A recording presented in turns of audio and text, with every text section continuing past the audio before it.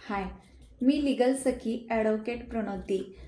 तुमच्या रिलेशनमध्ये काही प्रॉब्लेम्स आहेत आणि तुम्ही वारंवार त्यासाठी हे नातं टिकवण्यासाठी प्रयत्न करूनसुद्धा ते नातं आता शेवटच्या स्टेजला म्हणजेच डिवोर्सपर्यंत आलेलं आहे आणि तुम्हाला दोघांच्या सहमतीने डिवोर्स घ्यायचा असेल तर आता वर्षानुवर्षे थांबण्याची अजिबात गरज नाही.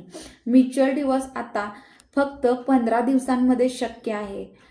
अमरसिंग व्हर्सेस हरविंद कौर या केसमध्ये सर्वोच्च न्यायालयाच्या ऐतिहासिक निर्णयानुसार योग्य परिस्थितीमध्ये म्युच्युअल डिवोर्सचा 6 महिन्याचा जो कूलिंग ऑफ पिरियड आहे तो माफ केला जाऊ शकतो.